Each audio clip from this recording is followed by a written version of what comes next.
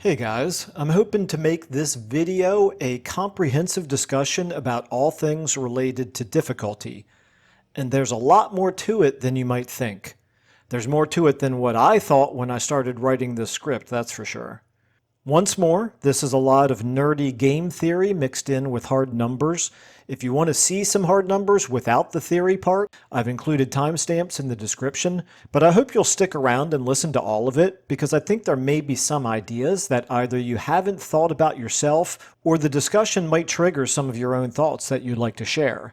And that's what I'm hoping, so please make use of the comments section to add your own opinions, questions, suggestions, or anything else. So here's what we're going to cover in this video. Baseline assumptions about difficulty to make the rest of the discussion more meaningful. Game options. What does campaign difficulty do? And what does battle difficulty do? And along with that, what unit stats can be modified? What personal rules and constraints can we use to affect difficulty? What mods are available to affect difficulty? And what mods are not available that I wish were. And finally, I'll wrap up with my own conclusions and suggestions. And again, all these categories are time-stamped if you want to jump straight to them. Alright, so let's start off with assumptions. First of all, this is a sandbox game. Yes, there's a meta, and yes, there are doom stacks, but you're not obligated to use either of those. There are lots of ways to play the game. There are limits to legendary very hard difficulty. Once you're pretty good at the game, even the highest difficulty won't often be enough to make the game feel challenging. And a corollary to this is that if legendary very hard isn't enough to provide the ultimate challenge, what other options exist to enhance the challenge? Early game is almost always the most challenging part, and the corollary of that is what ways can we think of to make the mid and late game better or more challenging? And finally, we want factions to feel unique and thematic. For example, there's no point to Queek's inherent benefits to clan rats if you're compelled to build Ikiclaw-esque type weapon team armies with him, because that's the right way to do it. Okay, with those assumptions out of the way, let's go into what does campaign difficulty do? Here's the summary from the wiki, and don't worry, we're going to go into a lot more detail than this page, which is really just a very high-level overview. And as you can see, it's also already outdated. For example, blocking the player from saving the game in legendary difficulty was removed when CA introduced Iron Man mode, and we'll talk about that. And while we're on the topic, let's talk about Iron Man mode for a moment. I personally think it's a good thing because it commits you to no save scumming, which I personally believe is the quickest way to squeeze all the excitement out of a game. Recovering from disastrous turns of events is what creates some of the best memories of video games, in my own opinion. That being said, it's obviously subjective, and I'm glad they no longer lock the hardest AI bonuses and player penalties behind Iron Man mode. And since Iron Man mode only saves the game at particular points, ever since I started recording Let's Plays for this channel, I find it much more convenient to turn off Iron Man mode so I can take episode breaks at more convenient times and just impose a personal rule to never reload after a disastrous turn of events. More on personal rules a bit later. Now here are some more detailed numbers than what that wiki page provided. First disclaimer here, I pulled these numbers from a Reddit post from 3 years ago. Full credit for the data mining goes to PitAxe. Keep in mind that since these numbers are old, they may be out of date. Please let me know if you know of a more recent source for these numbers and I will happily release an update to this video. But for purposes of this discussion, they should be close enough to give us a framework for our discussion. Second disclaimer, I'm not going to go in depth into every single one of these numbers because as you can see there are quite a lot of them. To keep this discussion moving, I will instead focus on some broad conclusions. The most obvious impact when you're playing the game are the top 3 numbers, which are those pertaining to starting treasury, baseline income, and public order. The only one that might need any explanation, even for new players, is baseline income, which is the amount that you make each turn before adding anything provided by buildings or trade or any other source. So if you're playing on medium difficulty, for example, and own a single region providing an income of 400 and 2 trade partners each providing 100 gold per turn worth of trade, your total income before any expenses are subtracted is 6,600. Hopefully that makes sense. Now let's talk for a moment about public order. The highest penalty to a player's public order is naturally on legendary campaign difficulty, where you get hit with what might seem like a whopping -8 to every province. I'm going to go on the record with my opinion, which is that I believe the penalty should be higher. I don't think -8 is enough for the very hardest setting the game has to offer. My reasoning, and please let me know if you disagree because I am open to persuasion, is that this setting is what compels you as the player to face the choice of which buildings to prioritize in your settlements. Whereas on medium or hard campaign difficulty, you would have to balance between growth and economy buildings and almost completely ignore the control building. On legendary, you may need to build 1 or 2 control buildings in a given province to keep rebellions in check. I mentioned recently in another video that I think the control mechanic is underutilized in vanilla Warhammer. I wish there were more meaningful buffs and debuffs based on level of control the way the campaign realism mod does it. But since all we really need to do with vanilla public order is stop rebellions from happening, and even then only part of the time, I often find myself building 1 control building per province, and considering that many provinces have as many as 4 settlements, it just doesn't seem like enough to me. I'd prefer either a number higher than -8, or way better would be a dynamic calculation based on number of settlements in the province, or even better yet, on total population in a province, or maybe some other factor.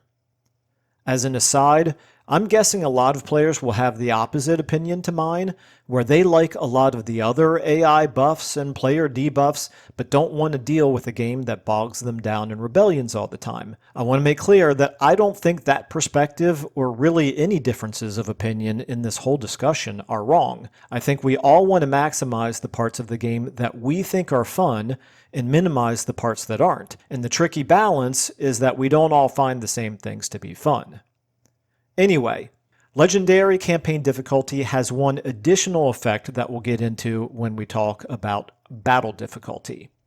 And overall, I think the vanilla campaign difficulty settings do a pretty decent job at giving us a lot of variation in this aspect of the game. A lot more than most games provide, so I'm not complaining even though I think there's always room for improvement.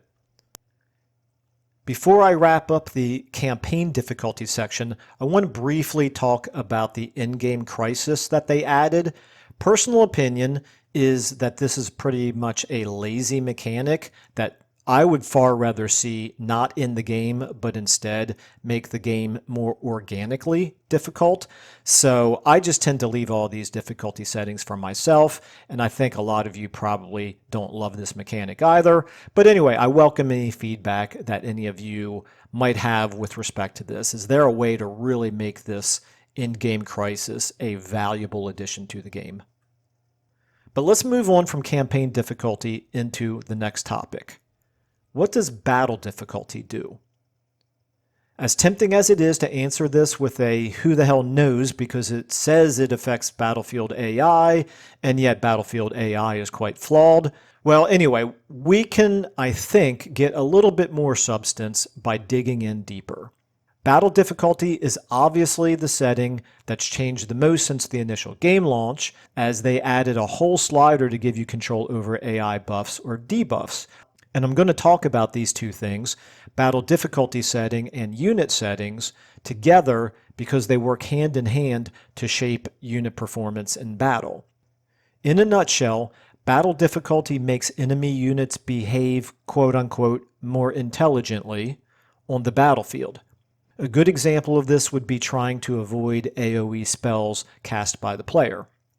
The settings say that reaction speeds are faster as you increase the battle difficulty. This is something I have not thoroughly tested since I've always played on very hard battle difficulty, and I can't meaningfully simulate the amount of battles to form my own impression of the lower battle difficulty settings and provide informed analysis. So I want to open this in particular up to your experiences. Have any of you noticed a change in different battlefield difficulty settings, and how profound are those changes?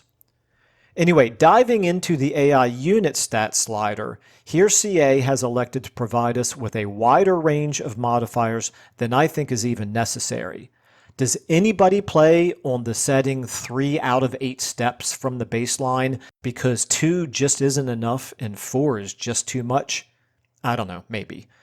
Anyway, I'm not complaining. It's nice that they give us the option.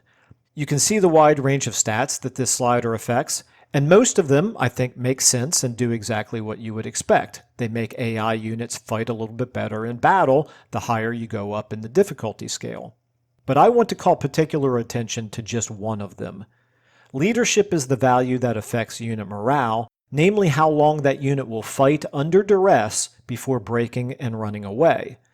This ties back to one of the assumptions at the start of the video, which is that we want factions to remain thematic.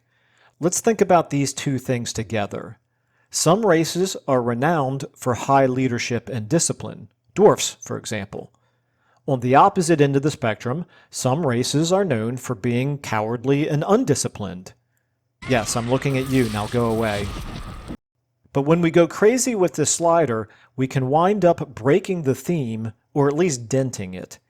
A +8 leadership is a huge bonus to most Skaven units, for example, and it can sometimes make the difference between Skaven acting Skaven-y or not. I personally used to always just set the slider to the highest setting to create the best in-game challenge, but since I started incorporating other ways to add challenge to the game, like the ones we'll get into in a minute, I've tempered my use of this slider for most of my campaigns.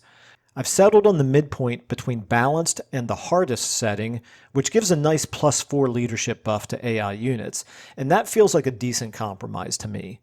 Again, this is another one that I welcome your feedback on because there's only so much testing that one player can do.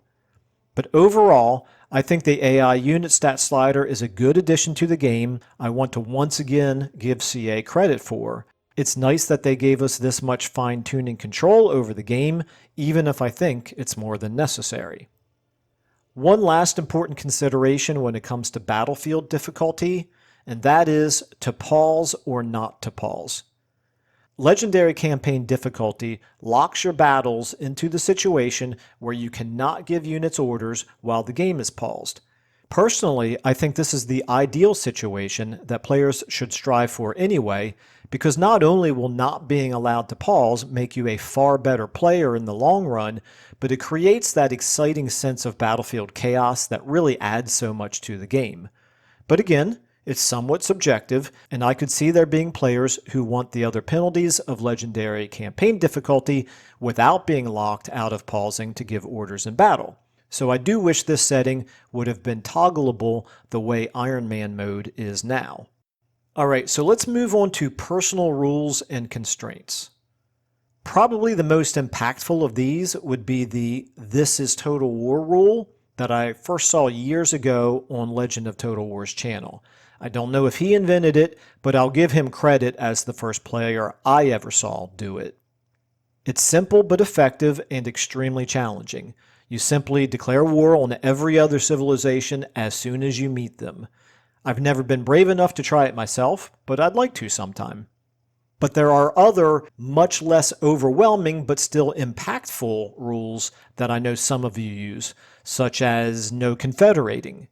Another example that I often use, and I know others do as well, is to impose diplomatic constraints, like not being allowed to declare war against any member of your own race, being altruistic and not taking money from friends in negotiations, which is an easily exploitable mechanic. Lots and lots of different options here when it comes to diplomacy. You might elect to use some kind of theme-based rules. One example I used was in the Malachi campaign. Since Slayers seek death and don't shy away from impossible odds, I used a rule that Slayer Lords, including Malachi, had to attack any enemy that started the turn within range, regardless of whether it made any strategic sense to or not. These are just a few of the many things I've heard some of you use. Really, your imagination is the only limit, and of course the discipline to stick to it, because nothing is going to be forcing you to. But that leads us into our last category, using mods to impact difficulty. To list all the options available here is impossible and would make this already long video go even longer, so I'll just list some of the most common ones. Popular mods that I know of that affect difficulty include tabletop caps, army movement reduction, reduced replenishment, slower experience points for your characters, increased recruitment times for your units, and like I said, there's many, many more. And finally, I'll end this section with a couple examples of mods that I wish existed, but thus far have not found in all my searching. Those would include the aforementioned dynamic public order penalty, and a mod that slows down research, since all I can find are mods that increase it for some crazy reason. Alright, let's try to wrap all this up. My conclusion is that Warhammer 3 gives us a wide range of settings to choose from, and I commend them for all the options. At the same time, I think the hardest settings aren't enough, at least until they improve AI to a point where the cheats wouldn't be necessary. They say they're working on it, and indeed they are making some progress, but there's still a long way to go to turn this into the best version of the game that I'd like it to be. Until it gets there, we do have other options available to us, including a ton of mods that impact challenge in many, many creative ways, along with our own personal sandbox rules we can impose on ourselves to customize the overall experience. I hope at least some of this discussion was useful. One last time, I will open things up to all of you. Please feel free to share your own thoughts in the comments below. Disagree with me or with each other, but do so respectfully, okay? With that, I'll just say thanks so much for watching and listening, and I will see you in the next video.